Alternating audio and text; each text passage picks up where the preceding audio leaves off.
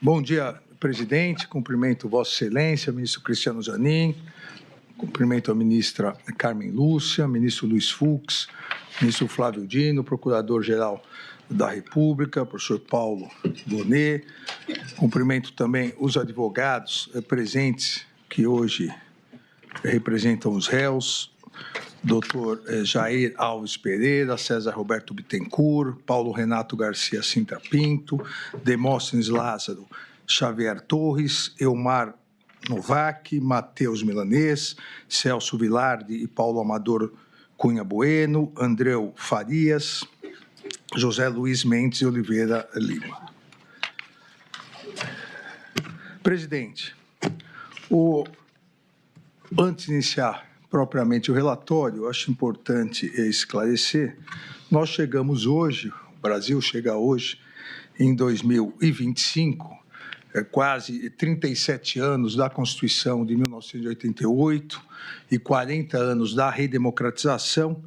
com uma democracia forte, as instituições independentes, uma economia em crescimento e a sociedade civil atuante. Obviamente, isso não significa que foram 37 anos de tranquilidade política, econômica ou social, mas significa, presidente,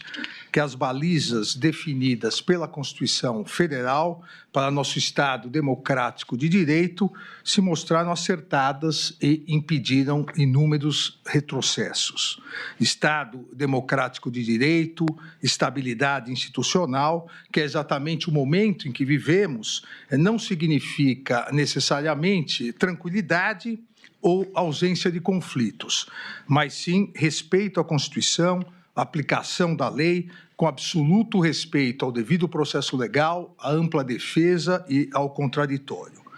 Esse julgamento que se inicia do denominado núcleo crucial pela Procuradoria-Geral da República é mais um desdobramento do legítimo exercício pelo Supremo Tribunal Federal de sua competência penal conferida pelo legislador constituinte em 1988, e em que pese, obviamente, a sua importância, segue exatamente o mesmo rito processual, o mesmo respeito ao devido processo legal que esse Supremo Tribunal Federal vem seguindo já nas 1.630 ações penais ajuizadas pela Procuradoria-Geral da República, referentes à tentativa de golpe de Estado do dia 8 de janeiro de 2023, nessas 1.630 ações penais, nas quais já ocorreram 683 condenações, 11 absolvições, 554 acordos de não persecução penal e ainda permanecem 382 ações em andamento. Um país, e consequentemente sua Suprema Corte, só tem a lamentar que, mais uma vez na história republicana brasileira, se tenha tentado, como esse Supremo Tribunal Federal já reconheceu em 683 condenações, e os próprios réus confessaram em outros 554 acordos de não persecução penal, um país e a Suprema Corte só tem a lamentar que na história republicana brasileira se tenha novamente tentado um golpe de Estado, atentando-se contra as instituições e a própria democracia, pretendendo-se a instalação de um estado de exceção e uma verdadeira ditadura. A sociedade brasileira e as instituições mostraram sua força, mostraram sua resiliência e, em que pese a lamentável manutenção de uma nociva, radical e violenta polarização política com tristes reflexos, todos nós, brasileiros e brasileiras, devemos afastar com todas as nossas forças e empenho a tentativa de qualquer quebra da institucionalidade. Mas, presidente, nesses momentos, a história nos ensina que a impunidade, a omissão e a covardia não são opções para a pacificação, pois o caminho aparentemente mais fácil, e só aparentemente, que é da impunidade, que é da omissão, deixa cicatrizes traumáticas na sociedade e corrói a democracia, como, lamentavelmente, o passado recente do Brasil demonstra. A pacificação do país que é o desejo de todos nós, a pacificação do país depende do respeito à Constituição, da aplicação das leis e do fortalecimento das instituições. Não havendo possibilidade de se confundir a saudável e necessária pacificação com a covardia do apaziguamento, que significa impunidade e desrespeito à Constituição Federal e, mais, significa incentivo a novas tentativas de golpe de Estado. A missão desse Supremo Tribunal Federal é analisar as acusações oferecidas pela Procuradoria-Geral da República, a partir das provas produzidas, segundo o devido processo legal, a ampla defesa, o contraditório, como foi verificado na presente ação penal e será detalhado no relatório. Existindo provas, acima de qualquer dúvida razoável, as ações penais serão julgadas procedentes e os réus condenados. Havendo prova da inocência ou mesmo qualquer dúvida razoável sobre a culpabilidade dos réus, os réus serão absolvidos. Assim se faz a justiça. Esse é o papel do Supremo Tribunal Federal, julgar com imparcialidade e aplicar a justiça a cada um dos casos concretos, independentemente de ameaças ou coações, ignorando pressões internas ou externas. Lamentavelmente, no curso dessa ação penal, se constatou a existência de condutas dolosas e conscientes de uma verdadeira organização criminosa que, de forma jamais vista anteriormente em nosso país, passou a agir de maneira covarde e traiçoeira com a finalidade de tentar coagir o Poder Judiciário, em especial esse Supremo Tribunal Federal, e submeter o funcionamento da Corte ao crivo de outro Estado estrangeiro. Essa coação, essa tentativa de obstrução, elas não afetarão a imparcialidade e a independência dos juízes desse Supremo Tribunal Federal, que darão, como estamos dando hoje, presidente, a normal sequência no devido processo legal, que é acompanhado por toda a sociedade e toda a imprensa brasileiras. Publicidade e transparência que não encontram paralelo em nenhuma corte do mundo. Nenhuma corte ou tribunal do mundo dá tanta publicidade e tanta transparência aos seus julgamentos como o Supremo Tribunal Federal. As instituições brasileiras são fortes e sólidas, e seus integrantes foram forjados no mais puro espírito democrático da Constituição de 1988. Coragem institucional e defesa à soberania nacional fazem parte do universo republicano dos membros dessa Suprema Corte, que não aceitará coações ou obstruções no exercício de sua missão constitucional, conferida soberanamente pelo povo brasileiro por meio de sua Assembleia Nacional Constituinte. A soberania nacional não pode, não deve e jamais será vilipendiada, negociada ou extorquida, pois é um dos fundamentos da República Federativa do Brasil, expressamente previsto no inciso 1º do artigo 1º da Constituição Federal. O Supremo Tribunal Federal sempre será absolutamente inflexível na defesa da soberania nacional e em seu compromisso com a democracia, os direitos fundamentais, o Estado de Direito, a independência do Poder Judiciário Nacional e os princípios constitucionais brasileiros. A independência judicial constitui um direito fundamental dos cidadãos, inclusive o direito a todos de uma tutela judicial efetiva e ao processo e julgamento por um tribunal independente e imparcial, pois não se consegue conceituar um verdadeiro Estado democrático de direito sem a existência de um poder judiciário autônomo para que exerça a sua função de guardião da Constituição e das leis. É um princípio inflexível da Constituição brasileira a independência do Poder Judiciário em defesa do país. E a história desse Supremo Tribunal Federal demonstra que jamais faltou ou jamais faltará coragem aos seus membros para repudiar as agressões contra os inimigos da soberania nacional, da democracia, do Estado de Direito ou da independência do Poder Judiciário. Essa Corte vem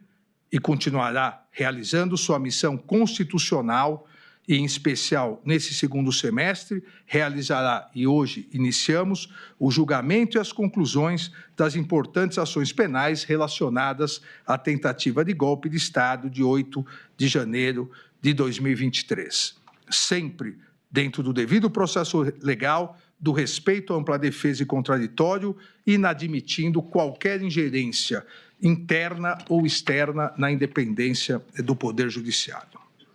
Aqui, presidente, na ação penal 2668,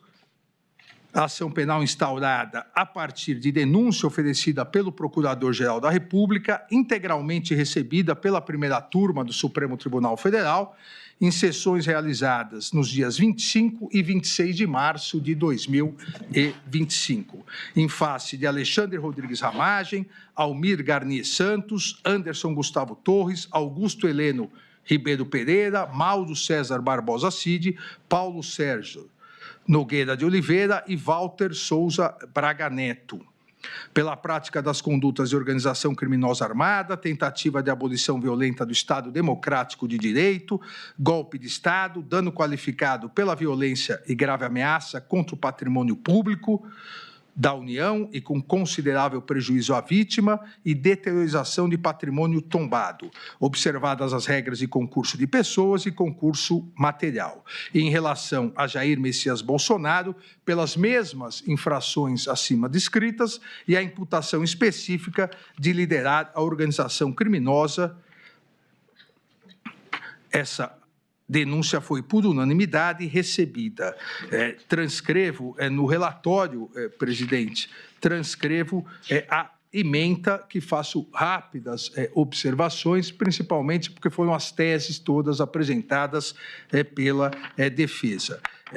Na ementa constou a inexistência de impedimento, suspeição ou de parcialidade do ministro relator e dos ministros Cristiano Zanin e Flávio Dino. O plenário dessa Suprema Corte pacificou que as alegações das defesas não caracterizam as situações legais que impediriam o legítimo exercício da jurisdição pelas autoridades arguidas. Item 2 da ementa, competência deste Supremo Tribunal Federal, por meio de sua primeira turma, a partir de 18 de dezembro de 2023, artigo 9º, inciso 1º, letra L do Regimento Interno do Supremo Tribunal Federal, para o processo e julgamento de todas as investigações, inquéritos e ações penais referentes aos atos antidemocráticos, milícias digitais, tentativa de golpe e atentado contra os poderes e instituições, inclusive aqueles ocorridos no dia 8 de janeiro de 2023.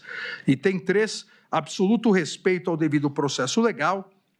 inexistência de nulidades nas investigações da denúncia e no próprio procedimento realizado com base na Lei 8.038 de 1990. O devido processo legal configura dupla proteção ao indivíduo, atuando tanto no âmbito material, de proteção ao direito de liberdade, quanto no âmbito formal, ao assegurar-lhe paridade total de condições com o Estado persecutor e plenitude de defesa, direito à defesa técnica, à publicidade do processo, à citação, de produção ampla de provas, de ser processado e julgado pelo juiz competente, direito aos recursos, à decisão imutável e à revisão criminal. Item 4, inexistência de nulidade no prazo simultâneo para a apresentação das defesas prévias do artigo 4º da Lei 8.038 de 90. Ausência de previsão legal, inclusive com previsão de sigilo do acordo de colaboração premiada como regra até eventual recebimento da denúncia.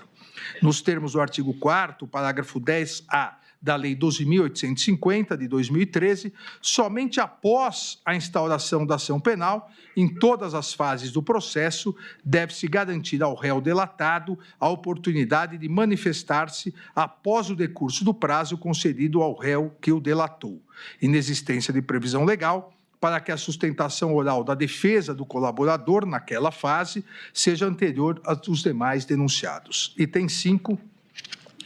Inexistência de nulidade no oferecimento de 5 denúncias por núcleos de atuação pela Procuradoria-Geral da República. Inaplicabilidade do princípio da indivisibilidade da ação penal às ações penais públicas precedentes. impossibilidade de decisões contraditórias, uma vez que será o mesmo órgão julgador a analisar todos os fatos e as 5 denúncias oferecidas pelo Ministério Público. Item 6, amplo e restrito acesso a todos os elementos de prova que embasaram a denúncia. Os advogados devidamente constituídos, ainda durante a investigação criminal e logo após as medidas cautelares realizadas, tiveram várias vezes acesso à íntegra dos autos e dos documentos probatórios. As defesas tiveram acesso aos mesmos elementos probatórios utilizados pelo Ministério Público para o oferecimento da denúncia, cerceamento de defesa inexistente,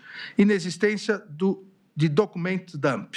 O fato de existirem inúmeros documentos e mídias nos autos deriva da complexidade das investigações e do número de indiciados pela Polícia Federal, que sistematicamente produziu um relatório e um sumário indicativo de provas que serviram tanto para a análise da Procuradoria-Geral da República quanto para as defesas de maneira idêntica e transparente, com absoluto respeito ao devido processo legal. Item 8 da ementa do recebimento da denúncia, legalidade do inquérito 4.874 e da petição 12.100, reconhecida pelo plenário do Supremo Tribunal Federal. Inexistência de irregularidades nas investigações da Polícia Federal, acompanhadas pelo Ministério Público e supervisionadas pelo Poder Judiciário, que geraram mais de 1.600 ações penais. Item 9, inexistência de nulidade, não caracterização de fishing expedition. A hipótese dos autos, consubstanciada em investigação iniciada para apurar a existência de milícias digitais atentatórias ao Estado Democrático de Direito e à independência das instituições, não se confunde com a chamada pesca probatória, que somente se caracteriza quando se pretende investigar genericamente algumas pessoas e não fatos, de maneira especulativa, ou seja, obter qualquer dado aleatório, independentemente da investigação instaurada ou infração penal existente. Não se pode confundir uma detalhada e complexa investigação com a ilegal pesca probatória. Todos os elementos de prova presentes nos autos foram obtidos de forma lícita e identificados pela autoridade policial, conforme se demonstra em sumário do relatório da investigação juntada aos autos. Item 10, inaplicabilidade das regras do juízo de garantias em processos de julgamento do Supremo Tribunal Federal, tribunais superiores e demais processos de competência originária dos tribunais, que devem observar os termos da Lei 8.038, de 90, conforme decidido pelo plenário do Supremo Tribunal Federal, nas ADIs 6298, 6299, 6300, 6305, de relatoria do eminente ministro Luiz Fux. Item 11, legalidade e validade do acordo de colaboração premiada. O acordo de colaboração premiada, firmado entre a Polícia Federal e Mauro César Barbosa Cid, foi devidamente homologado com a máxima observância dos requisitos legais, ressaltando-se a voluntariedade do colaborador Mauro César Barbosa Cid em celebrá-lo e mantê-lo, inclusive acompanhado de seus advogados, devidamente constituídos em todos os atos. Item 12, competência constitucional e legal do Poder Judiciário nas colaborações premiadas. Em face da previsão legal de possibilidade de o acordo homologado ser rescindido em caso de omissão dolosa e contradições sobre os fatos objetos da colaboração, o ministro relator tem competência constitucional e legal para designar e presidir audiência com a presença do colaborador, seus advogados e o Procurador-Geral da República, com a finalidade de sanar essas eventuais irregularidades, bem como para analisar a manutenção dos requisitos legais exigidos para a permanência de validade da colaboração premiada, quais sejam regularidade e legalidade, adequação dos benefícios pactuados, adequação dos resultados da colaboração e voluntariedade da manifestação de vontade, especialmente nos casos em que o colaborador está ou esteve sob efeito de medidas cautelares, ausência de coação ou nulidade. Item 13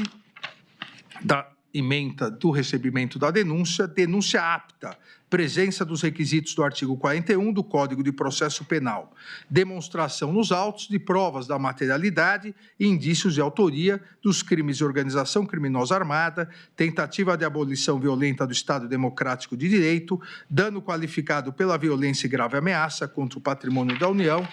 e considerável prejuízo para a vítima, deteriorização do patrimônio tombado, observadas as regras de concurso de pessoas e do concurso material. Inexistência de inépcia da denúncia, que expõe de forma compreensível e coerente os fatos e todos os requisitos exigidos, permitindo aos acusados a compreensão da imputação e, consequentemente, o pleno exercício de seu direito de defesa. Justa causa para ação penal. Item 14, justa causa para ação penal, provas de materialidade e indícios razoáveis e suficientes de autoria, produzidos de forma autônoma e independente da colaboração premiada pela Polícia Federal, além de outras provas corroborando as declarações do colaborador. Existência de justa causa para a instauração da ação penal, analisada a partir de seus 3 componentes: tipicidade, punibilidade e viabilidade, de maneira a garantir a presença de um suporte probatório mínimo a indicar a legitimidade da imputação e se traduz na existência no inquérito policial ou nas peças de informação que instruem a denúncia de elementos sérios e idôneos que demonstram a materialidade do crime e os indícios razoáveis de autoria. Recebida a denúncia por unanimidade, nesses termos da ementa, todo o material probatório relacionado à investigação foi disponibilizado aos ministros da primeira turma em 11 de março de 2025, em HD externo. Posteriormente, em 18 de 7 de 2025, novamente foi disponibilizado a totalidade, os ministros da primeira turma, a totalidade do acervo probatório, bem como as peças produzidas pela Procuradoria-Geral e pelas defesas por meio de link, de forma a facilitar a análise de toda a turma, como combinado com Vossa Excelência, presidente. Também saliento que, em relação ao réu Alexandre Rodrigues Ramagem, em virtude da Resolução 18/2025 da Câmara dos Deputados, e conforme decisão dessa primeira turma, decisão unânime dessa primeira turma, foi determinado o prosseguimento da ação em relação às infrações penais de organização criminosa, tentativa de abolição violenta do Estado Democrático, golpe de Estado, em face da inaplicabilidade do parágrafo 3º do artigo 53 da Constituição Federal, em relação aos crimes praticados antes da diplomação do réu como deputado federal. E foi determinada a suspensão parcial da ação penal 2668, com a consequente suspensão da prescrição, em relação aos 2 crimes imputados ao réu Alexandre Ramagem, praticados após a diplomação como deputado: o dano qualificado pela violência e grave ameaça contra o patrimônio da União e a deteriorização de patrimônio tombado. Também aqui no relatório que disponibilizei a Vossas Excelências, transcrevo a ementa. Em 11 de abril de 2025, determinei a citação e notificação dos réus, bem como determinei a manifestação dos réus delatados, agora sim, uma vez instaurada a ação penal, após o decurso de prazo concedido ao réu delator, Mauro César Barbosa Cid. Todos os corréus foram devidamente citados, notificados e apresentaram defesas prévias no prazo legal. Em 30 de abril de 2025, rejeitei as preliminares arguidas pelas defesas dos réus, indeferi o requerimento de absolvição sumária formulado por Anderson Gustavo Torres e Paulo Sérgio Nogueira de Oliveira, bem como afastei essa mesma absolvição sumária em relação aos demais réus. Deferi ainda a oitiva das testemunhas arroladas pela defesa e, em relação ao réu Anderson Gustavo Torres, determinei que indicasse qual a relação das testemunhas arroladas em cada um dos crimes imputados. Isso foi feito posteriormente e as testemunhas foram admitidas. Indeferi o pedido para oitiva de Silvinei Vasques, arrolado pela defesa de Anderson Gustavo Torres, por figurar Silvinei Vasques figurar como corréu nos autos da petição 1200. E julguei prejudicado os requerimentos de Paulo Sérgio Nogueira de Oliveira e Walter Souza Braga Neto de acesso aos autos e sua integralidade, uma vez que, conforme decisão unânime da primeira turma, todas as defesas já haviam tido amplo e integral acesso a todas as provas juntadas aos autos. Também determinei, a pedido da defesa de Anderson Gustavo Torres, determinei a expedição de ofícios ao Tribunal Superior Eleitoral e à Diretoria-Geral da Polícia Federal para que informassem dados que a defesa solicitou. Também determinei à Polícia Federal que indicasse o melhor procedimento para que as partes tivessem acesso ao material apreendido durante as investigações e não utilizado pela Procuradoria-Geral da República para o oferecimento da denúncia. Esse foi um pedido das defesas para que, eventualmente, pudessem analisar provas não utilizadas na denúncia, mas que tivessem, eventualmente, alguma relação com os fatos tratados. A Polícia Federal foi intimada, foi oficiada para fornecer a melhor maneira de acesso. Em 7 de maio de 2025, após a manifestação da defesa de Anderson Gustavo Torres, deferi o requerimento, como disse, que encaminhasse os relatórios elaborados por peritos criminais no período eleitoral para que a defesa pudesse fazer uma perícia. Determinei ainda que as defesas dos réus, e todos eles fizeram, indicasse quais os advogados regularmente constituídos para que assinassem termo de confidencialidade com menção expressa ao dever de sigilo quanto aos dados e pudessem receber autorização e o endereço do link externo para verificação de todo o material apreendido pela Polícia Federal. Aqui, presidente, ministra Carmen, colegas, explico a necessidade da assinatura do termo de confidencialidade, porque nesse material apreendido, nesse volume de material apreendido, que não foi utilizado pela Procuradoria-Geral para o oferecimento da denúncia, havia inúmeras conversas, inúmeras gravações que não tinham nenhuma relação com os autos, inclusive questões pessoais de muitas pessoas, por isso a necessidade de assinatura do termo de confidencialidade. Também em 7 de 5 de 2025, designei datas para oitiva de testemunhas em audiência de instrução dessa ação penal com realização por videoconferência. As audiências foram realizadas por videoconferência sob a minha presidência e com a honrosa participação do eminente ministro Luiz Fux e, na verdade, no primeiro dia com a honrosa participação de todos os ministros dessa corte, acompanhado pelos advogados e, por parte da Procuradoria, pelo Procurador-Geral da República. Em sessões realizadas nos dias 19 de maio, 21 de maio, 22 de maio, 23 de maio, 26 de maio, 27, 28, 29 e 30 de maio e 2 de junho, foram das 82 testemunhas arroladas, foram ouvidas 52 testemunhas, sendo 5 de acusação, 47 testemunhas de defesa, 2 testemunhas, em relação a 2 testemunhas, a defesa juntou declarações abonatórias por escrito e eu homologuei os pedidos de desistências realizados pela acusação em relação a uma testemunha e pelas defesas em relação a 27 testemunhas. Então, no total, foram ouvidas, repito, 52 testemunhas, com mais 2 testemunhas que juntaram por escrito, 54 testemunhas, sendo 5 testemunhas de defesa e 5 testemunhas de acusação, 4 testemunhas de acusação e 50 testemunhas de defesa. No relatório também eu cito nominalmente cada testemunha e o dia que foram ouvidas. Todos os depoimentos foram gravados em áudio e vídeo e disponibilizados nos autos no dia 3 de 6 de 2025. Aqui também, por determinação do Código de Processo Penal, uma testemunha não pode ter o conhecimento, o contato com o que outra testemunha falou. Exatamente por isso,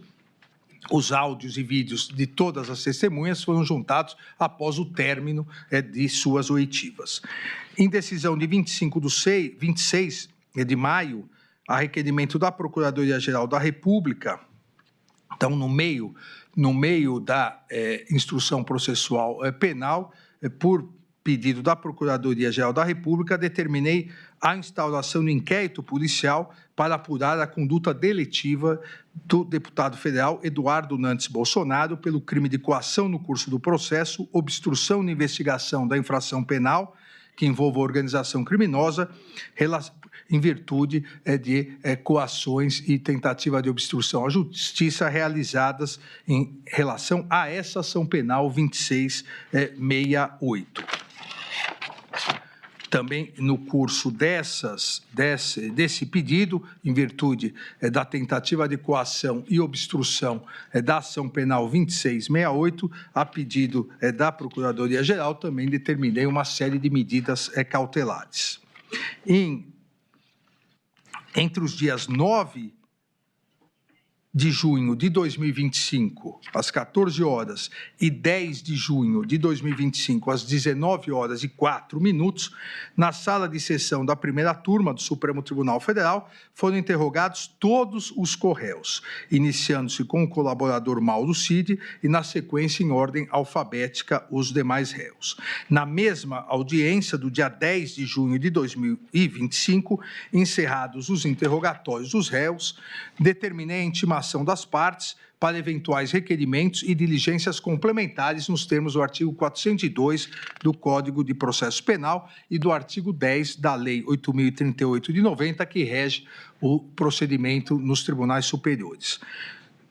Os réus formularam requerimentos e diligências complementares e a Procuradoria-Geral da República informou não possuir diligências a serem produzidas. Em 17 de 6 de 2025, deferi o pedido para a realização de acariação entre o réu colaborador Mauro César Barbosa Cid e Walter Souza Braga Neto, pedido esse formulado pela defesa de Braga Neto. E também deferi a pedido da defesa de Anderson Gustavo Torres a realização de sua acariação com a testemunha Marco Antônio Freire Gomes. Autorizei a juntada de documentos requerida pelo réu Paulo Sérgio Nogueira de Oliveira, bem como autorizei a juntada de exames periciais a serem providenciados pela defesa do réu Anderson Gustavo Torres. Ainda a pedido das defesas, determinei que o comandante da Marinha do Brasil informasse a data que foi expedida a diretiva relativa à Operação Formosa 2021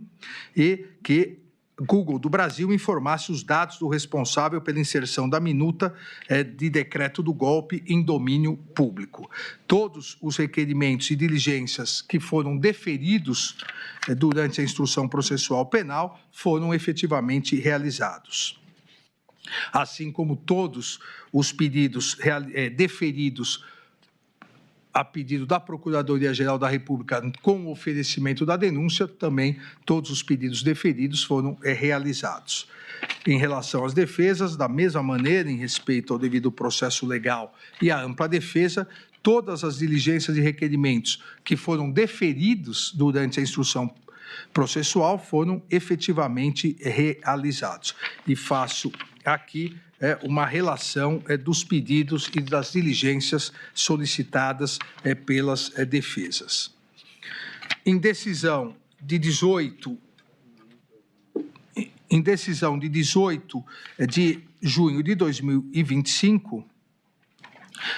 um novo incidente no curso da ação penal 2668, em decisão de 18 de 6 de 2025, considerada a alegada violação dos termos de colaboração premiada de Mauro César Barbosa Cid, determinei a instauração de inquérito em face de Luiz Eduardo de Almeida Santos Kuntz e Marcelo Costa Câmara para apuração da suposta prática de crime de obstrução na investigação de infração penal que envolva organização criminosa, inquérito esse que tramita na Polícia Federal.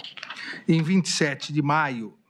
em 27 de junho de 2025, encerrada a instrução com a realização de todos os requerimentos e diligências que foram deferidos, aqueles que foram deferidos na fase do artigo 402 do Código de Processo Penal, determinei a intimação das partes para a apresentação das alegações finais. Sucessivamente, no prazo de 15 dias, Procuradoria-Geral da República, colaborador premiado e os réus. Na mesma data, todos os tribunais foram oficiados para encaminhar em 5 dias as certidões de antecedentes criminais dos réus para fins de informação do processo. Todas as certidões foram anexadas aos autos. Em 14 de 7 de 2025, a Procuradoria-Geral da República apresentou suas alegações finais, pleiteando a procedência integral da ação penal, salientando os principais pontos da acusação. E aqui, presidente, tanto em relação à acusação quanto em relação à defesa, porque o relatório assim o exige, salientar os principais pontos, mas deixarei que os detalhes maiores, os argumentos maiores, sejam expostos tanto pelo Procurador-Geral da República quanto pelos advogados, uma vez que todos realizarão sustentação oral.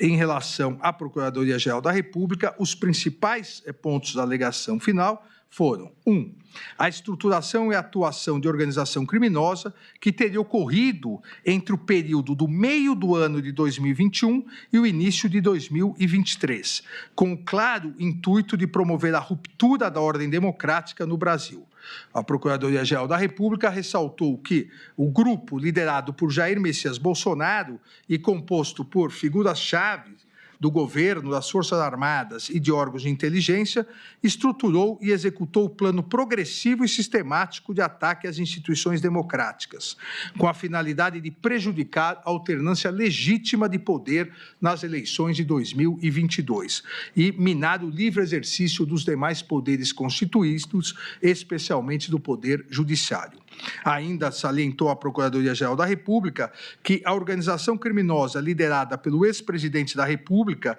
em conjunto com integrantes do alto escalão de governo e de setores estratégicos das Forças Armadas, estruturou e mobilizou de forma sistemática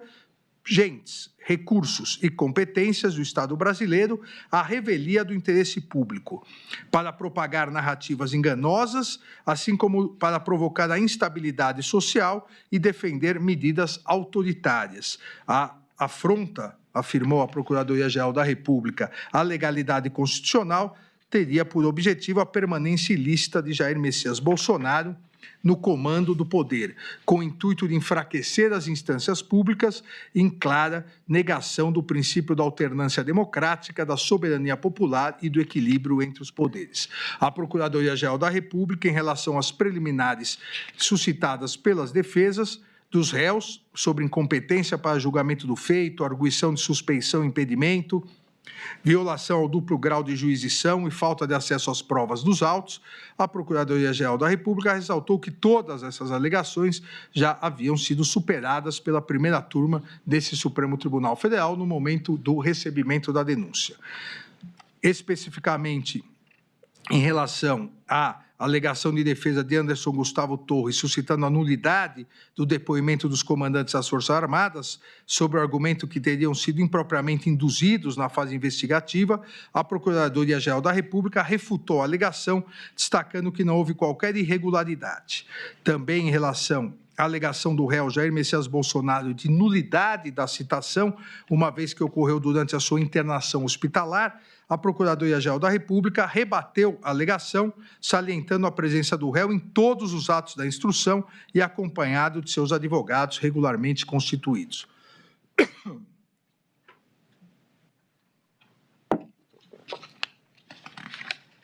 Ainda a Procuradoria-Geral da República alegou que a instrução processual reforçou a existência de todos os manuscritos, arquivos digitais, planilhas, discursos prontos e trocas de mensagens sobre o plano de ruptura da ordem democrática que haviam sido apreendidos pela Polícia Federal durante as investigações, como, por exemplo, o documento Operação 142. Da mesma forma, ressaltou a Procuradoria-Geral da República que as testemunhas ouvidas em juízo, principalmente os ex-comandantes do Exército e da Aeronáutica, confirmaram que lhes fora apresentadas minutas que decretavam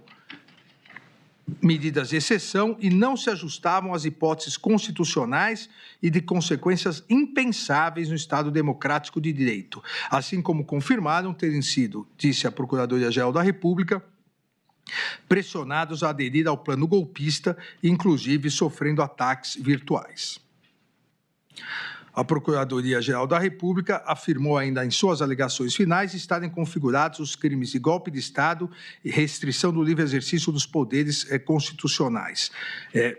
Quanto ao golpe de Estado, disse a Procuradoria-Geral da República, a materialidade delitiva foi comprovada pela sequência dos atos de ruptura com a normalidade do processo sucessório.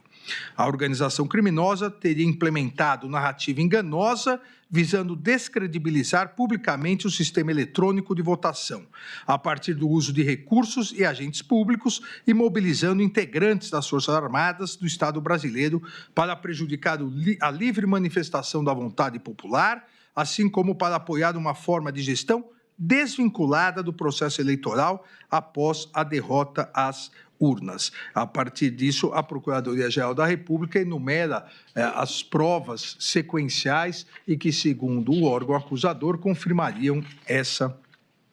hipótese. Ainda a Procuradoria-Geral da República, em relação ao crime do artigo 359-L, passa a fazer uma cronologia a partir do dia 7 de setembro de 2021, de pronunciamentos na esplanada dos ministérios e na Avenida Paulista, inclusive salientando que o réu Jair Messias Bolsonaro incitou publicamente a animosidade contra o Poder Judiciário e seus integrantes. Ressalta ainda a Procuradoria-Geral da República que o protocolo da denominada representação eleitoral para a verificação extraordinária, questionando a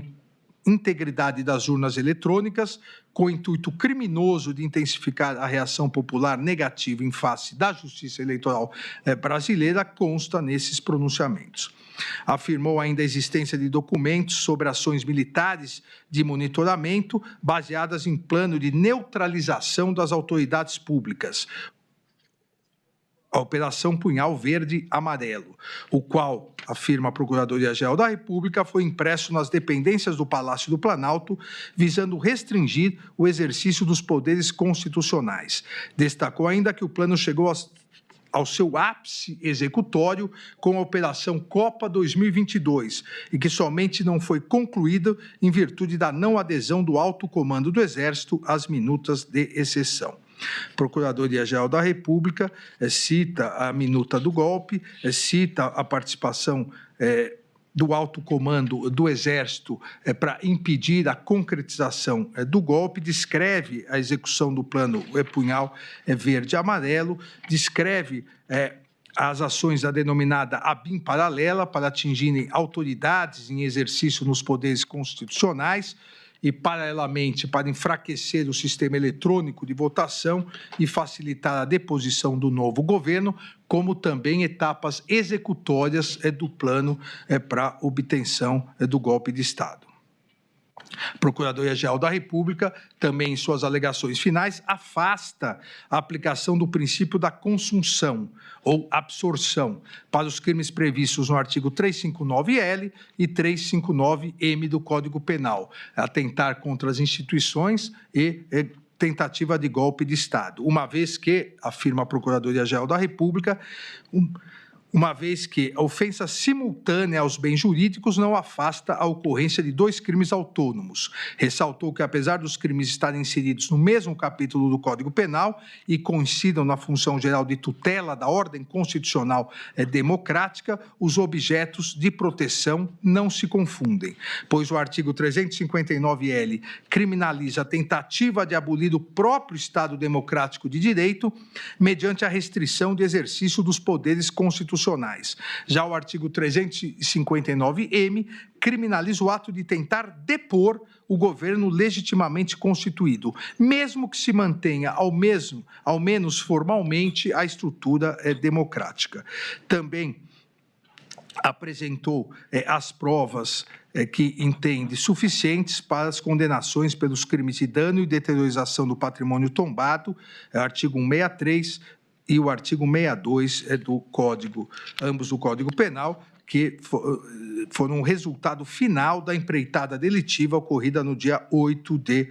janeiro de 2023, salientando que nos atos antidemocráticos realizados no dia 8 de janeiro de 2023, os apoiadores do líder da organização criminosa, Jair Messias Bolsonaro, munidos de artefatos de destruição, avançaram sobre a Praça dos Três Poderes em marcha organizada. Os apoiadores invadiram o Senado Federal, invadiram a Câmara dos Deputados, o Palácio do Planalto e o Supremo Tribunal Federal. E efetivamente depredaram o patrimônio público com a finalidade de instalar um regime de governo alternativo decorrente da deposição do governo legitimamente eleito, bem como da abolição violenta do Estado Democrático de Direito. Afirmou que a materialidade ficou demonstrada com as imagens de destruição que marcaram a história nacional, bem como com o fornecimento de documentos que dimensionaram os danos referentes aos eventos de 8 de janeiro de 2023, documentos esses enviados pelo Senado Federal, a Câmara dos Deputados e o Supremo Tribunal Federal. Em relação aos benefícios decorrentes do acordo de colaboração premiada, celebrado pelo réu Mauro César Barbosa Cid com a Polícia Federal, a Procuradoria-Geral da República afirmou que os benefícios devem ser aplicados com observância ao princípio da proporcionalidade, com análise da efetiva contribuição do colaborador para o esclarecimento dos fatos e o grau de lealdade demonstrado ao longo do procedimento. Alegou, portanto, comportamento contraditório do réu colaborador em razão de omissões e resistência ao cumprimento integral das obrigações, sugerindo a redução da pena a ser fixada em patamar mínimo e, por sua vez, a redução de 1/3 da pena imposta pela prática criminosa como benefício premial em razão da sua colaboração, e sugerindo o afastamento da concessão do perdão judicial, da conversão automática da pena privativa de liberdade em restritiva de direitos e também o afastamento da redução máxima de 2/3. E encerrou solicitando, requerendo a condenação de todos os réus pelos crimes imputados. Em 29/7 de 2025, a defesa do réu colaborador, Mauro César Barbosa Cid, apresentou as alegações finais, ressaltando em síntese, porque aqui também, novamente, o eminente advogado do réu colaborador detalhará, assim como o procurador-geral, nas sustentações orais, mas ressaltou em síntese que Mauro César Barbosa Cid firmou acordo de colaboração premiada por livre e espontânea vontade, sempre com orientação e acompanhamento de seus defensores, em todos os atos processuais em que foi intimado. Que o acordo de colaboração premiada preencheu todos os requisitos de validade, eficácia e efetividade, e como tal foi homologado e ratificado pelo colaborador e por essa Suprema Corte. Ainda alegou a defesa de Mauro Cid que, em que pese a defesa técnica discordar da acusação, ou pelo menos da capitulação atribuída pela Procuradoria-Geral da República quanto aos fatos narrados e sua autoria, não é possível afirmar que Mauro César Barbosa Cid não falou tudo o que sabia, muito menos que ele tivesse mentido ou omitido o fato relevante que tinha a obrigação contratual de falar. Alega ainda que a discussão sobre o documento referido pela Procuradoria-Geral da República como minuta golpista, narrada pelo colaborador, foi confirmada pelos 3 comandantes das Forças Armadas, General Freire Gomes, Almirante Almir Garnier e Brigadeiro Batista Júnior, bem como pelo réu Jair Messias Bolsonaro. reunião, segundo a defesa, a reunião de apresentação dos considerandos também foi confirmada pelos comandantes das Forças Armadas. Alega ainda que, conforme esclarecido por Mauro César Barbosa Cid, as discussões materializadas nos considerandos surgiram após Jair Messias Bolsonaro sustentar a existência de fraude nas eleições, o que também foi confirmado por todos que participaram na reunião. Em relação à reunião do dia 12 de novembro de 2022, na casa de Walter Souza Braga Neto, a defesa de Mauro César Barbosa Cid alega não existir divergência sobre a sua realização, embora o réu colaborador não tenha participado efetivamente. A defesa ainda diz que, no que diz respeito à solicitação de dinheiro a Walter Souza Braga Neto, também não haveria controvérsia, havendo divergência tão somente em relação à sua efetiva entrega, uma vez que Mauro César Barbosa Cid afirma ter recebido uma sacola de vinho, enquanto Walter Souza Braga Neto nega ter entregado os valores.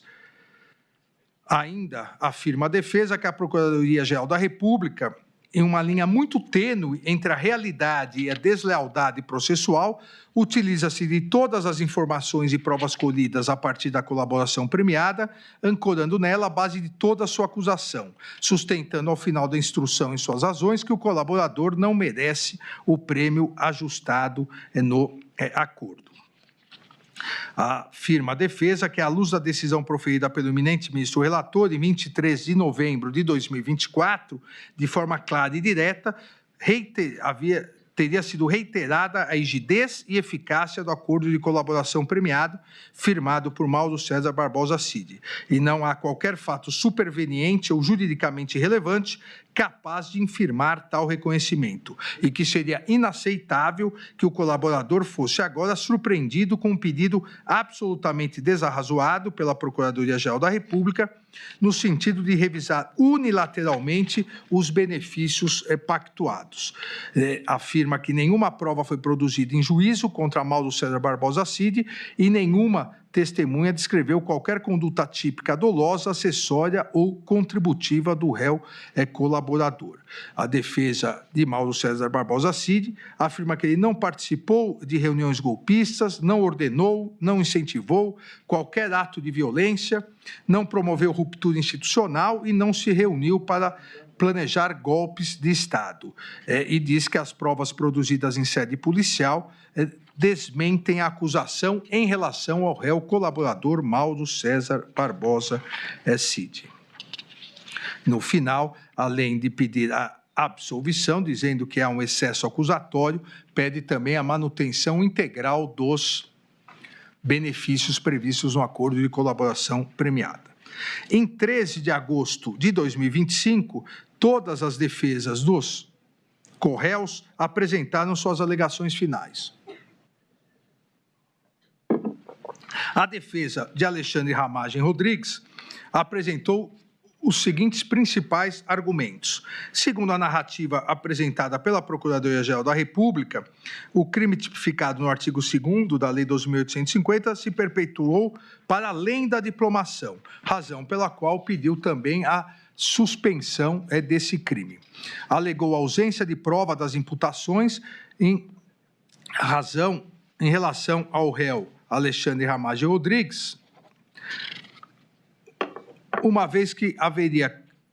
ele não teria participado de construção e disseminação de narrativa de fraude eleitoral, não haveria uso indevido de estrutura estatal para fins políticos e também não participou de interferência em órgãos de controle e persecução. Afirma a sua defesa que os elementos de informação amealhados pela acusação não se confundem com o standard probatório necessário à condenação de Alexandre Ramagem Rodrigues. Diz que, embora a Procuradoria-Geral da República tenha afirmado que o documento Presidente TSE informa.docx,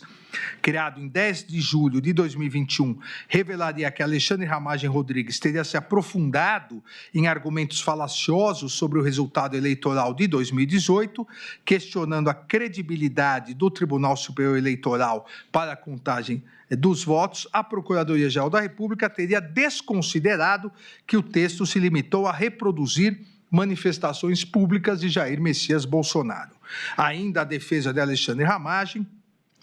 afirma que o conteúdo texto apresentava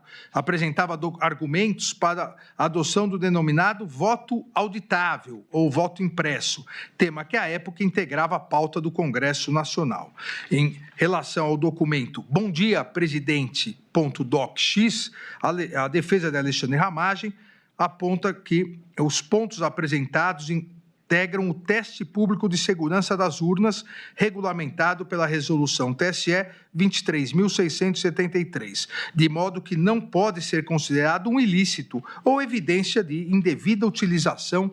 na estrutura do sistema de inteligência brasileiro para fins antidemocráticos. No que diz respeito ao documento PR Presidente, a defesa de Alexandre Ramagem aponta que o texto aponta ilegalidades que, no entendimento do réu, estariam sendo cometidas no âmbito de inquéritos policiais referentes à instauração dos inquéritos, violação do sistema acusatório e escolha de delegados pelo STF sem distribuição. O texto contém, também segundo a defesa, anotações pessoais e privadas e não possui qualquer relação com o eventual descumprimento infundado de ordens judiciais. Sobre ainda o texto Presidente.docx, a defesa de Alexandre Ramagem afirma que o seu conteúdo diz respeito a considerações que refletem manifestações públicas já emitidas por Jair Messias Bolsonaro, não sendo possível afirmar que o réu Alexandre Ramagem Rodrigues municiava o ex-presidente de argumentos para atacar autoridades públicas. Com base na prova testemunhal produzida nos autos, a defesa diz que é possível concluir que Alexandre Ramagem Rodrigues, de fato, utilizava uma sala no Palácio do Planalto, mas para atender várias pessoas, não apenas o presidente da República, e que não haveria prova nos autos para concluir que era um hábito frequente ou com um dia específico suas audiências com o presidente da República. Os documentos juntados aos autos pela defesa, segundo ela mesma, demonstram que Alexandre Ramagem Rodrigues envidou esforços para verificar a legalidade na utilização da ferramenta First Mile, sendo instaurados por determinação sua 2 procedimentos administrativos no âmbito da ABIN com essa finalidade, um deles, aliás, na corregedoria do órgão. A ferramenta First Mile era utilizada, segundo a defesa, exclusivamente pelos oficiais de inteligência lotados no Departamento de Operações de Inteligência, à época chefiado por Paulo Maurício Fortunato Pinto, cuja recalcitrância em prestar informações sobre o uso da ferramenta levou à instauração de procedimento administrativo no âmbito da corregedoria da ABIN por determinação do próprio Alexandre Ramagem Rodrigues e, posteriormente, levou à sua exoneração. Ainda alega a defesa que a Procuradoria-Geral da República cometeu grave equívoco ao afirmar que teriam sido identificados logs de entrada de Alexandre Ramagem no sistema a partir de 15 de maio de 2019, antes mesmo de sua posse como diretor-geral, e apenas um mês após o início de uso da ferramenta. Pois as datas a que se refere a Procuradoria-Geral da República, segundo a defesa, não dizem respeito a logs de entrada no sistema, mas sim a entrada do réu nas dependências físicas da ABIN.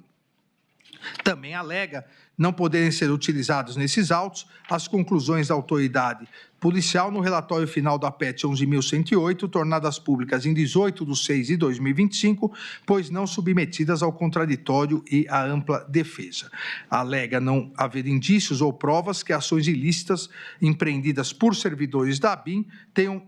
decorrido de ordem proferida pelo réu Alexandre Ramagem.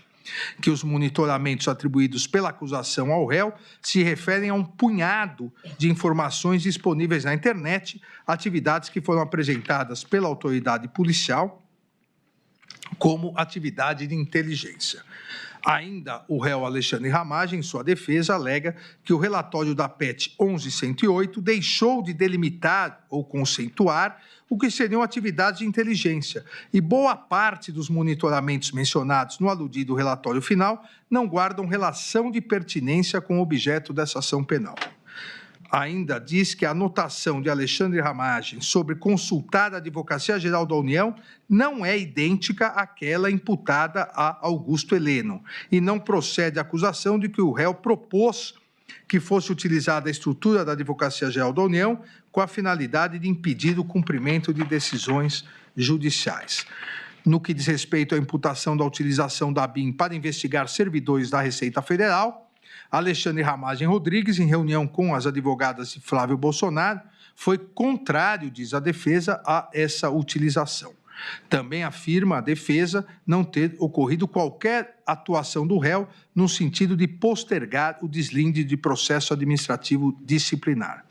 Em relação ao delito do artigo 2º da Lei 12.850, a denúncia omissa, diz a defesa, quando ao fato de Alexandre Ramagem Rodrigues já ter sido exonerado do cargo de diretor-geral da ABIN em 30/3/2022. Também em relação aos delitos do artigo 359-L e 359-M, diz a defesa que fere a lógica e a razoabilidade a tentativa de imputar ao réu qualquer responsabilidade por tão graves condutas que, segundo a Procuradoria-Geral da República, seriam de abolir as estruturas democráticas, impedindo o funcionamento de um poder legislativo para o qual acabara de ser eleito, e pede a absolvição. A defesa de Almir Garnier Santos também apresentou os seguintes principais pontos de argumentação: que as alegações finais da Procuradoria-Geral da República narram fatos estranhos à denúncia, notadamente o desfile da Marinha na Praça dos Três Poderes, interpretados como ato simbólico de apoio ao suposto intento golpista, e a ausência do réu na cerimônia de passagem de comando da Marinha, no qual Almir Garnier Santos supostamente teria atuado de forma a reforçar a suposta agenda golpista. Afirma a defesa que isso configura mutatio libelli. Também afirma que a colaboração premiada de Mauro César Barbosa Cid está viciada por responsabilidade do colaborador, de modo que deve ser decretada a invalidade das suas declarações. Continua afirmando não haver provas que permitam, com a certeza necessária, estabelecer uma condenação penal e uma conexão direta entre as condutas imputadas por Almir Garnier Santos e os atos de 8 de janeiro de 2023. A ausência de provas concretas que estabeleçam uma conexão direta entre as condutas deve levar à absolvição. Também afirma que a ausência de criação de risco proibido, pois os atos imputados se inscrevem no legítimo exercício da liberdade de expressão política. Continua a defesa de Almir Garnier Santos, dizendo que há quebra do nexo causal, uma vez que os fatos ocorreram em um contexto político legítimo de debate e a transição de poder desqualifica qualquer continuidade de plano golpista, devendo ser reconhecida a ausência de nexo causal entre os atos descritos na denúncia e os atos do dia 8 de janeiro de 2023, e, por consequência, deve ser declarada a tipicidade das condutas imputadas. Ainda a defesa de Almir Garnier Santos afirma que os fatos narrados na denúncia se limitam, em relação a Almir Garnier Santos, a participação do acusado em 2 reuniões, realizadas nos dias 7 de dezembro e 14 de dezembro de 2022, bem como a assinatura de uma nota publicada no dia 11 de novembro de 2022, que foi assinada pelos 3 comandantes das forças. Quanto à nota, a defesa diz que as informações colhidas na instrução processual foram claras, ao revelar que a sua publicação não ocorreu a mando do então presidente da República, Jair Messias Bolsonaro, e que se tratava de ato destinado a apaziguar o país. As reuniões dos dias 7 e 14 de dezembro de 2022, afirma a defesa de Almir Garnier, foram conhecidas apenas após as investigações se iniciarem, razão pela qual não possuem qualquer relevância na cadeia causal imaginada pela Procuradoria-Geral da República, uma vez que não tinham capacidade de causar qualquer interferência, dada a sua natureza privada. Ainda a defesa diz que, quanto às mensagens endereçadas por Walter Souza Braga Neto, nas quais determina o interlocutor que elogia Almir Garnier Santos, não há nos autos qualquer prova que evidencie a materialização dessa ordem, como publicações ou vídeos com a intenção de influenciar quem quer que seja. Diz ainda a defesa que até mesmo o desfile de tanques realizado no dia 10 de agosto de 2021, bem como a troca de comando, realizada no dia 5 de janeiro de 2023, não possuem relevância na cadeia causal que integra os acusados dos atos de 8 de janeiro de 2023, seja como elemento determinante dessa relação, seja como fato capaz de incrementar um risco anteriormente criado. E continua a defesa afirmando que as provas produzidas sobre a reunião do dia 7 de dezembro demonstram apenas que Almir Garnier e o general Freire Gomes foram convocados pelo presidente da República por meio do ministro da Defesa para comparecerem ao Palácio do Planalto, ocasião que lhe foram apresentados considerandos. Foi informado, contudo, que, diz a defesa, que o assunto estava em estudo e, ao final, a reunião foi encerrada sem qualquer manifestação ou posicionamento. Ainda afirma que, no confronto entre os depoimentos de Batista Júnior e Freire Gomes, deve prevalecer o depoimento deste último, uma vez que é corroborado por duas evidências relevantes, a nota divulgada pela Marinha e o depoimento do almirante Olsen, ambos negando qualquer mobilização de tropas. Por outro lado, o depoimento de Batista Júnior, que é o único a afirmar que as tropas foram colocadas à disposição, não conta, segundo a defesa, com qualquer outra prova que o sustente. Ainda continua a afirmar que a acusação não se desincumbiu do dever de especificar concretamente a participação de Almir Garnier Santos na reunião e em sua adesão ao plano golpista e, consequentemente, pede a absolvição por todas as imputações. A defesa de Anderson Gustavo Torres também apresentou esses principais argumentos. O Supremo Tribunal Federal é incompetente para processar e julgar o presente caso. Ainda que se reconheça a competência da Suprema Corte, a defesa diz que a atribuição é do plenário e não da primeira turma. Ainda afirma ter ocorrido cerceamento de defesa em razão da omissão da apuração da indexação da minuta do golpe no Google, uma vez que o Google Brasil respondeu não poder identificar o responsável pela inserção por não hospedar o conteúdo, limitando-se a indexar páginas de terceiros, e que a defesa requereu esclarecimentos técnicos complementares indeferidos pelo ministro relator por sua suposta impertinência. Ainda alega cerceamento de defesa em razão do indeferimento da realização de diligência junto à Meta, WhatsApp, relacionadas à obtenção de registros de chamadas de voz e vídeos realizadas via WhatsApp por Fábio Augusto Vieira e Robson Cândido da Silva em 8 de janeiro de 2023 e de metadados de mensagens e arquivos eventualmente trocados pelo mesmo aplicativo. A defesa de Anderson Torres continua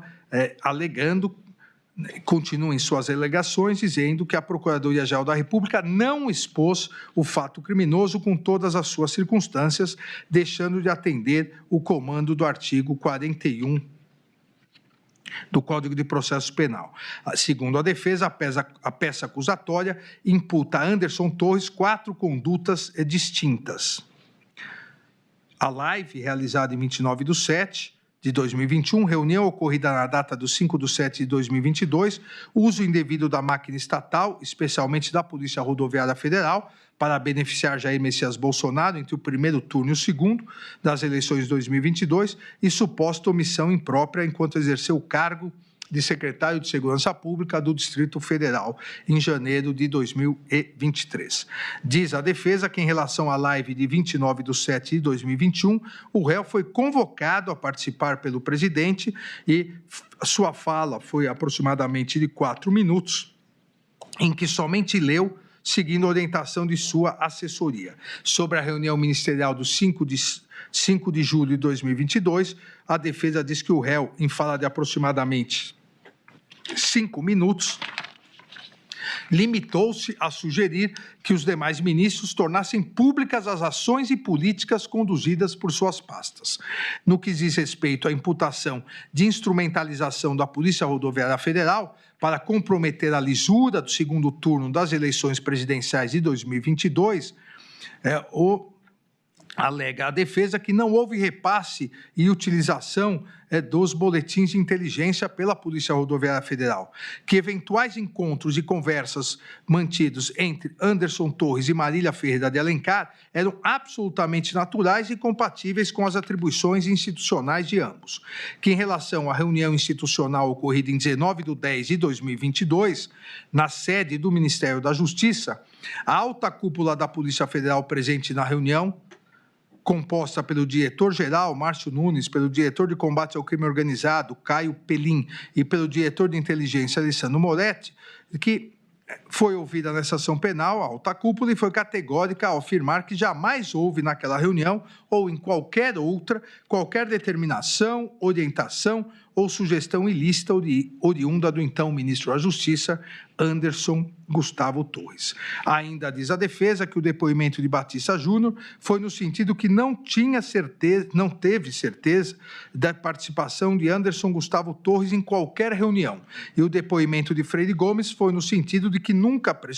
presenciou ou discutiu qualquer assunto ilegal com o réu. Anderson Gustavo Torres ainda afirma em sua defesa não ter participado das reuniões de 7 de dezembro e 14 de dezembro de 2022, ocasião na qual, em tese, documentos antidemocráticos foram apresentados aos comandantes das forças. E diz ainda que, compulsando os relatórios de entrada e saída do Palácio da Alvorada, entrevê-se que Anderson Torres, Freire Gomes e Batista Júnior, diz a defesa, jamais estiveram presentes no mesmo local e horário. Ainda afirma a defesa que a minuta discutida na reunião de 7/12/2022 não corresponde ao documento apreendido na residência, em sua residência. Diz que exame papiloscópico feito pela Polícia Federal não encontrou as digitais de qualquer dos denunciados na minuta, que minutas de igual teor circulavam e circulam, diz a defesa, livremente pelo território nacional, algumas inclusive no Google e no site Conjura. Ainda diz que, em relação à viagem aos Estados Unidos, e-mail da própria Gol, companhia Gol, mostra comprovantes da agência de turismo e ata notarial, evidenciando que, diferentemente do alegado pela Procuradoria-Geral da República, as passagens aéreas foram, de fato, adquiridas em 21/11/2022, quando sequer se cogitava a realização de manifestações no dia 8 de janeiro de 2023. Ainda diz que o depoimento do governador Ibanez Rocha no inquérito civil confirma que Anderson Gustavo Torres lhe comunicou quando do convite para assumir o cargo sobre a viagem nos Estados Unidos e, consequentemente, a partir disso, pede sua absolvição. A defesa de Augusto Heleno Ribeiro Pereira apresentou também os seguintes principais argumentos. Deve ser reconhecida a suspeição do relator em razão de ter sido alvo de um suposto plano de organização criminosa, do qual faria parte o denunciado para matá-lo, juntamente com o presidente eleito Luiz Inácio Lula da Silva. Ela alega também cerceamento de defesa em razão da impossibilidade de análise de todo o material probatório disponibilizado pela ocorrência da prática conhecida como document dump e pela seletividade da autoridade policial ao disponibilizar as provas. Diz a defesa de Augusto Heleno que houve violação ao sistema acusatório e ao devido processo legal, uma vez que na audiência de instrução o ministro relator realizou 6 vezes mais perguntas que a Procuradoria-Geral da República. Diz também ter ocorrido violação do direito ao silêncio e constrangimento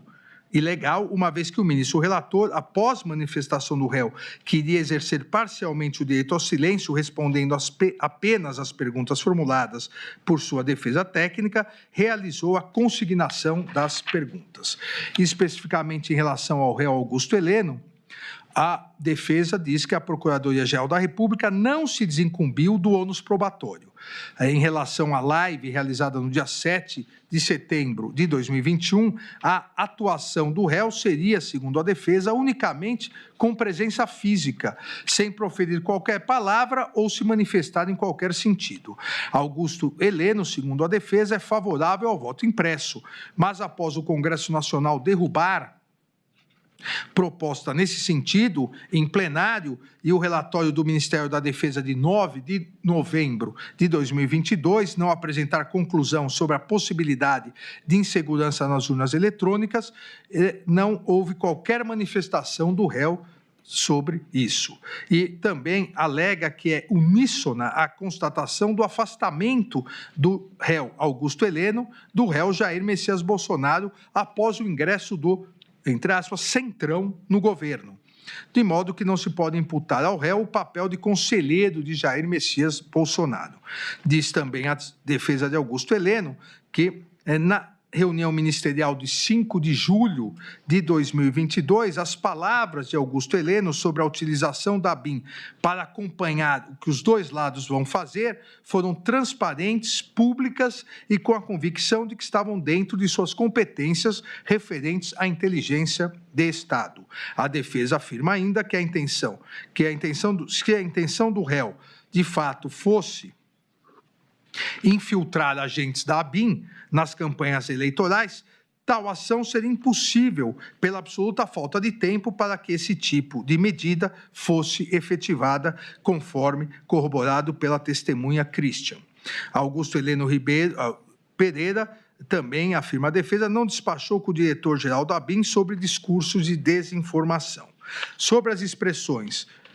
entre aspas, o que tiver que ser feito tem que ser feito antes das eleições. Se tiver que dar um soco na mesa, é antes das eleições. Se tiver que virar a mesa, é antes das eleições, ditas por Augusto Heleno, na reunião ministerial de 5 de julho de 2022, a defesa disse que o réu não se referiu a qualquer medida antidemocrática. Em relação à agenda apreendida, trata-se, diz a defesa, na verdade, de uma caderneta para anotações pessoais, com cronologia incerta, contendo assuntos que não eram compartilhados com ninguém.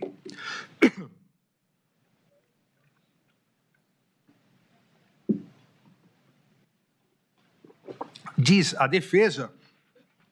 que a Polícia Federal disponibilizou as páginas da referida caderneta de maneira por ela reorganizada, com o objetivo de demonstrar uma narrativa linear, quando, na verdade, estão afastadas uma das outras e dizem respeito a situações e assuntos distintos e não relacionados. A expressão, entre aspas, é válido continuar a criticar a urna eletrônica, diz respeito, segundo a defesa, a uma posição pessoal do réu. O réu, segundo a defesa, não elaborou um manual para descumprimento de decisão judicial por meio da Advocacia Geral da União. No que diz respeito ao tópico sobre reunião de diretrizes estratégicas, os subtítulos caracterizariam orientações para uma futura campanha eleitoral e que foram redigidos antes da metade do mandato, o que também, segundo a defesa, foi manipulado pela autoridade policial. Não são verdadeiras, diz a defesa, as alegações de que o réu teria politizado o Gabinete de Segurança Institucional. Ainda diz a defesa de Augusto Heleno que a menção feita nas razões finais da acusação à reunião ocorrida entre o presidente da República, seu filho, senador Flávio Bolsonaro, e duas advogadas é descabida. E quando o réu percebeu que o assunto da reunião não dizia respeito ao GSI, pediu licença e se retirou sem implementar nenhuma providência. Augusto Heleno, também segundo sua defesa, nunca tratou da Operação Punhal Verde Amarelo no Palácio do Planalto ou fora dele, e não tinha conhecimento do conteúdo da operação. A defesa ainda diz que Augusto Heleno não foi convidado e não compareceu às reuniões nos meses de novembro e dezembro no Palácio Alvorada e no Ministério da Defesa. Em relação ao acampamento em frente ao quartel-general do Exército, em Brasília, diz a defesa que o réu nunca lá esteve e nem compareceu a qualquer outro acampamento. Tampouco se manifestou favoravelmente a esse tipo de acampamento em suas redes sociais. O réu, continua a defesa, o réu não teve qualquer participação nos eventos de 8 de janeiro de 2023 e, após a sua exoneração no GSI, em 31/12 de 2022, não teve qualquer contato com os servidores do órgão. Além disso, toda a sua diretoria foi exonerada na mesma ocasião. A frase, entre aspas, ladrão não sobe a rampa, diz a defesa, não evidencia que o réu tenha atuado no sentido de impedir a transição democrática de poder. Não há qualquer prova de que o réu tenha participado da ABIN paralela, havendo indicação, por outro lado, de que teria sido, inclusive, monitorado, diz a sua defesa. O réu jamais tratou com qualquer pessoa sobre reunião, minuta ou parecer de cunho golpista. Também afirma a defesa não haver possibilidade de se imputar as práticas dos delitos de tentativa de abolição de violência do Estado Democrático e tentativa de golpe de Estado ao réu em razão da absoluta inexistência de qualquer conduta que possa configurar os referidos crimes. Pede a absolvição e, subsidiariamente, caso não ocorra, diz que deve ser aplicada a causa especial de diminuição prevista no artigo 29, parágrafo 3º, em benefício do réu, caso subsidiariamente aqui haja condenação. A defesa de Jair Messias Bolsonaro também apresentou os seguintes principais argumentos. Houve cerceamento de defesa em razão da ausência de tempo hábil para a defesa técnica conhecer a prova dos autos, inclusive com indeferimento de pedido de adiamento da audiência de instrução após o recebimento de links contendo material bruto extraído dos aparelhos eletrônicos apreendidos. Também alega nulidade, que essa nulidade se agravou e aprofundou o cerceamento de defesa, porque os defensores foram proibidos de participar das audiências e dos interrogatórios dos denunciados que ficaram em outros núcleos. O acordo de colaboração premiada de Mauro César Barbosa Cid, segundo a defesa de Jair Messias Bolsonaro, é nulo e o delator não tem credibilidade, pois mentiu reiteradamente. Segundo a defesa de Jair Messias Bolsonaro, o colaborador descumpriu o acordo e as cautelares que lhe foram impostas de forma alternativa à sua prisão preventiva, por meio de conversas mantidas em perfil de terceiro na rede social Instagram, que revelam que a colaboração não resultou de ato voluntário e nem esteve pautado na verdade. A defesa de Jair Messias Bolsonaro ainda alega que, em suas alegações finais, a Procuradoria-Geral da República reconhece toda a resistência, que, segundo a defesa, significa falta de espontaneidade, do colaborador em relatar sua participação nos eventos mais graves e sensíveis da denúncia, para manter rígida a narrativa daquilo que ele optou por contar, o que não é possível. Ainda diz que o colaborador confessa que, diante de ameaças veladas, pactuou acordo de colaboração, prestando, entretanto, declarações manipuladas, e a Procuradoria-Geral da República resistiu em afirmar sua imprestabilidade porque precisa de parte dela, daquela que não está abrangida pela descoberta espontânea da Polícia Federal. O tema e o debate relativo ao voto impresso, diz a defesa de Jair Messias Bolsonaro, ocuparam a campanha eleitoral em 2022. E foi nesse contexto de campanha eleitoral e debate político que a reunião ministerial de 5 de julho de 2022 e a reunião com os embaixadores de 18 de julho de 2022 foram sempre interpretadas. A notícia de que o discurso de Jair Messias Bolsonaro e Walter Souza Braga Neto, no dia 7 de setembro de 2022, bem como a reunião com os embaixadores narrados na denúncia, já foram alvos de processos eleitorais que levaram à sua inelegibilidade, não podendo, portanto, conforme diz a defesa, serem interpretados como atos criminosos. A transição do governo,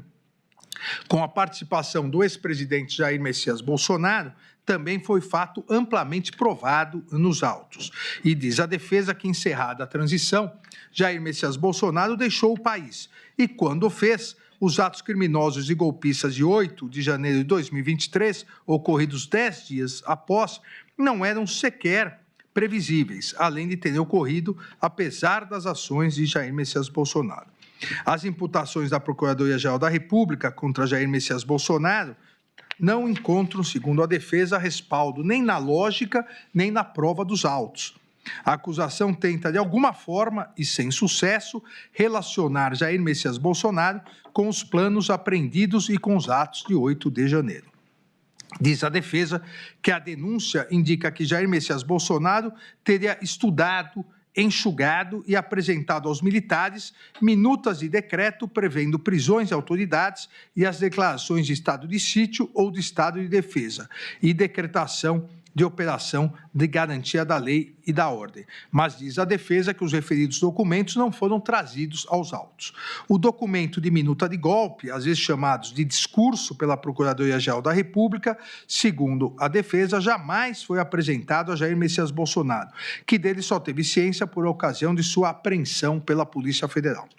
Sobre a reunião do dia 7/12 de 2022, ninguém viu um texto prevendo a prisão de diversos ministros do Supremo Tribunal Federal, dentre outras autoridades. A afirmação, segundo a defesa, que existe exclusivamente no depoimento do delator Mauro César Barbosa Cid. Não existe nos autos também, afirma a defesa de Jair Messias Bolsonaro, a suposta minuta de decreto com um texto enxugado, prevendo apenas a prisão do relator. E também não existe, em lugar nenhum dos autos, nem mesmo em depoimentos, o documento que a acusação diz ter sido apresentado pelo réu Paulo Sérgio Nogueira de Oliveira aos 3 comandantes das Forças Armadas no dia 14 de dezembro de 2022. A defesa de Jair Messias Bolsonaro continua afirmando no sentido de que não ficou comprovada a existência de qualquer pedido por parte de Jair Messias Bolsonaro para a movimentação das tropas e que não há descrição de participação de Jair Messias Bolsonaro em nenhum outro fato, e muito menos com os planos Punhal Verde Amarelo, Operação Luneta e Copa 2022. A acusação traria apenas a presunção de que o plano Punhal Verde Amarelo teria sido elaborado para Jair Messias Bolsonaro no Palácio do Alvorada, quando foi registrada a entrada do general Mário Fernandes no prédio, sem ter produzido qualquer prova de que houve entrega de qualquer documento ou encontro com o então presidente da República. Ainda diz a defesa que a Procuradoria-Geral da República imputa ao réu, como se atos criminosos fossem, os seus discursos eleitorais e suas manifestações com críticas ao sistema eletrônico de votação. Continua afirmando que, excluída a punibilidade dos atos preparatórios, não há dúvidas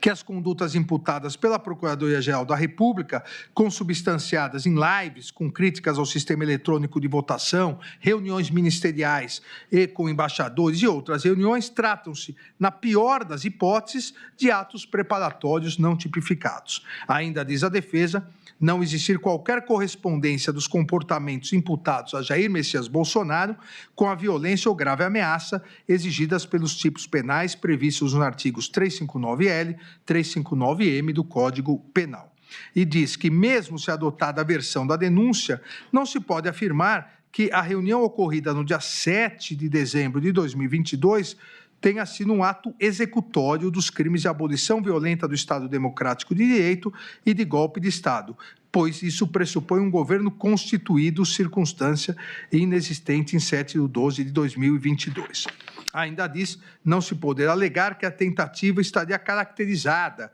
dado que, entre aspas, o golpe tentado não se consumou pela fidelidade do Exército, não obstante o desvirtuamento de alguns dos seus integrantes e da aeronáutica, a força normativa democrática em vigor, que foi a afirmação feita pela Procuradoria-Geral da República. E a defesa diz que a tentativa não estará caracterizada, pois não se aperfeiçoou qualquer ato de início de execução que pudesse ativar a incidência de uma circunstância alheia à vontade do agente, uma vez que não houve qualquer assinatura do decreto. A tentativa, diz a defesa, existe a tentativa de atribuição de responsabilidade penal sem a imputação de qualquer conduta a Jair Messias Bolsonaro no que diz respeito à utilização indevida da estrutura da Polícia Rodoviária Federal e da ABIN paralela. No que diz respeito aos atos de 8 de janeiro de 2023, também a defesa de Jair Messias Bolsonaro diz não ser possível falar, como pretende a Procuradoria-Geral da República, em participação por instigação em crimes multitudinários. A estrutura governamental, então instalada no Palácio do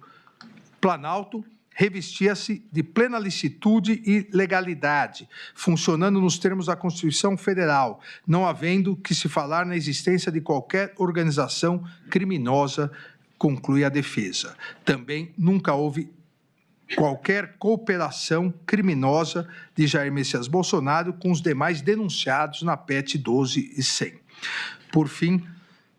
a defesa diz que as condutas criminosas narradas na acusação teriam como objetivo manter Jair Messias Bolsonaro no poder, que essas alegações não são suficientes para apontá-lo como integrante ou líder da organização criminosa, ainda que pudesse eventualmente ser beneficiário pelos crimes, pelo resultado dos crimes. Pede a absolvição do réu Jair Messias Bolsonaro e, subsidiariamente, caso não haja, diz que deve ser reconhecida a desistência voluntária ou a consunção, absorção ou ainda concurso formal entre os delitos previstos nos artigos 359-L e 359-M do Código Penal. A defesa de Paulo Sérgio Nogueira de Oliveira também apresentou esses principais argumentos. Diz que Paulo Sérgio Nogueira de Oliveira é inocente e atuou ativamente para evitar a realização de um golpe de Estado e a abolição violenta do Estado Democrático de Direito, aconselhando Jair Messias Bolsonaro no sentido de que nada poderia ser feito diante do resultado das eleições. O réu, segundo a sua defesa, o réu temia que radicais assessorassem Jair Messias Bolsonaro e o aconselhassem a assinar uma, entre aspas, doideira, referindo-se a medidas de exceção e ruptura democrática. O réu atuou diretamente com o brigadeiro Batista Júnior e o general Freire Gomes para demover o réu Jair Messias Bolsonaro de qualquer medida de exceção e entregou uma proposta de discurso de Jair Messias Bolsonaro, aceitando a proposta de discurso no sentido de aceitar o resultado das eleições. Ainda diz que o réu Paulo Sérgio Nogueira de Oliveira, que o réu foi alvo de tentativa de deposição por Walter Souza Braga Neto e pelo general Mário Fernandes, réu em outra ação penal. O réu não integraria o denominado gabinete de crise a ser instalado após a ruptura do Estado Democrático de Direito, afirma sua defesa, e que o réu foi vítima de ataques virtuais por não defender qualquer medida de exceção. Na reunião de 5 de julho de 2022, Paulo Sérgio Nogueira de Oliveira não manifestou endosso à narrativa de fraude eleitoral. Também sua defesa diz que, em momento algum, instigou a ideia de intervenção das Forças Armadas no processo eleitoral e afirma a defesa ser uma falácia afirmar que o relatório das Forças Armadas sobre o sistema eletrônico de votação estava pronto antes do segundo turno e foi postergado por questões políticas. As etapas 7 e 8 do plano de trabalho estavam, segundo a defesa, previstas para ocorrer a partir do dia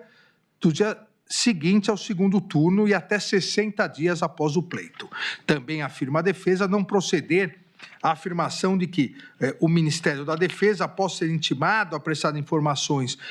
no prazo de 48 horas, não respondeu ao pedido de informações do Tribunal Superior Eleitoral. A nota do Ministério da Defesa, segundo a defesa de Paulo Sérgio Nogueira de Oliveira, não aponta suspeita de fraude eleitoral e no mesmo período em que a nota do dia 10/11/2022 foi publicada, Paulo Sérgio Nogueira de Oliveira, segundo a sua defesa, estaria atuando para demover Jair Messias Bolsonaro de qualquer medida de exceção. A reunião de 14/12/2022, realizada com os comandantes das Forças Armadas, segundo a defesa de Paulo Sérgio Nogueira de Oliveira, não teve o intuito de pressionar os comandantes a aderir a qualquer medida antidemocrática. A denúncia, diz a defesa, é inepta, não havendo descrição adequada dos fatos criminosos imputados ao réu. Ainda alega que o Supremo Tribunal Federal é incompetente para processar e julgar o caso e que, em caso de ser competente, é o plenário e não a primeira turma. Alega violação ao duplo grau de jurisdição, alega também estar caracterizado excesso de acusação, que as condutas imputadas ao réu são atípicas, pois se o crime de golpe de Estado tivesse sido consumado com ataques ao processo eleitoral, manipulação indevida das forças de segurança, não houve, segundo a defesa, a prática de violência ou grave ameaça. Ainda a defesa do réu Paulo Sérgio diz que as condutas imputadas ao réu são atípicas, pois todos os atos realizados antes do dia 1º de janeiro, tais como lives, reuniões, não teriam sido realizados com o objetivo de depor governo constituído, o que afasta a configuração do crime de golpe de Estado previsto no artigo 359-M do Código Penal. Ainda afirma que, segundo a denúncia, sem o Exército e a Força Aérea, era impossível se consumar um golpe de Estado. Logo, a manifestação no dia 8 de janeiro de 2023 foi um meio inidôneo para atingir esse resultado. Consequentemente, o delito de golpe de Estado do dia 8 de janeiro seria um crime impossível, diz a defesa, por absoluta ineficácia do meio. Ainda em relação ao crime do artigo 359-L do Código Penal, a defesa de Paulo Sérgio Nogueira de Oliveira diz que a sua consumação exige que os poderes constitucionais tenham sido efetivamente impedidos ou restringidos. Consequentemente, diz que não existe um conjunto probatório para, além da dúvida razoável, apta a ensejar uma condenação de Paulo Sérgio Nogueira de Oliveira e pede a absolvição do réu. Por fim, a defesa de Walter Souza Braga Neto apresentou os seguintes argumentos. A ação penal é nula, pois está baseada em investigações realizadas na PET 12.100, que se originou das investigações conduzidas no inquérito 4.874, inquérito das milícias digitais, o qual, a seu turno, tem como objeto a investigação de fatos já arquivados no inquérito 4828, o que demonstra a violação do artigo 28 do Código de Processo Penal. Diz ainda ser o Supremo Tribunal Federal incompetente para processar e julgar o caso, e caso fosse competente, a competência seria do plenário e não desta primeira turma. A defesa de Walter Souza Braga Neto ainda diz que, embora o plenário do Supremo Tribunal Federal tenha decidido pelo não reconhecimento da suspeição do relator, a instrução criminal demonstrou que não houve imparcialidade e equidistância das partes da ação penal. Ainda afirma que, em relação à alegação da suspeição, houve demonstração de postura inquisitorial na oitiva das testemunhas, que os recursos da defesa em face de decisões monocráticas não foram submetidos à análise colegiada, enquanto a marcha processual evoluía de maneira muito célere, esvaziando os pedidos recursais. Ainda diz que a cadeação entre Walter Souza Braga Neto e Mauro César Barbosa Cid não foi gravada pela Secretaria Judiciária e sequer foi permitida a sua gravação pela defesa, e que houve decretação de medidas cautelares e prisão domiciliar de ofício, o que caracteriza a atuação indevida por serem iniciativas típicas do órgão acusatório. Ainda a defesa de Walter Souza Braga Neto diz que a colaboração premiada de Mauro César Barbosa Cid é nula em razão da falta de voluntariedade, que o processo também é nulo em razão da prática de document dump, que o processo também é nulo em razão do indeferimento de participação nos interrogatórios dos demais réus das outras ações penais, que são ilícitas e imprestáveis os prints de conversas de WhatsApp entre Walter Souza Braga Neto e Ailton Barros.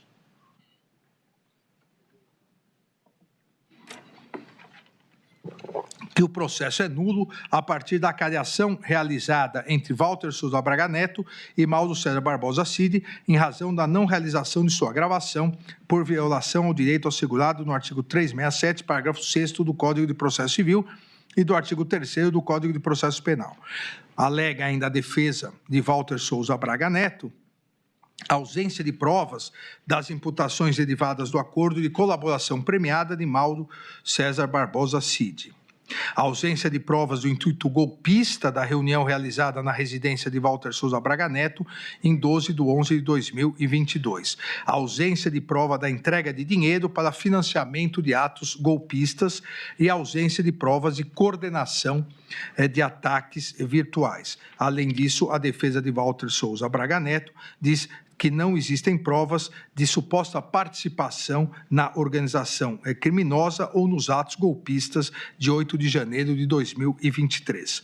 A defesa de Walter Souza Braga Neto alega atipicidade nos crimes contra o Estado Democrático de Direito em razão da impossibilidade de condenação por atos meramente preparatórios e ausência das elementares do tipo violência e grave ameaça. Alega ainda a existência de vedação do bis in idem, ou seja, da duplicação, pela dupla imputação de abolição violenta do Estado Democrático de Direito, artigo 359-L, e do golpe de Estado, artigo 359-M, ambos do Código Penal. E conclui dizendo existir impossibilidade de condenação autônoma em relação aos crimes de dano qualificado e deteriorização do patrimônio público, pois constituem crimes meio para a suposta prática dos crimes de abolição violenta do Estado Democrático de Direito, concluindo a defesa pelo pedido de absolvição do réu.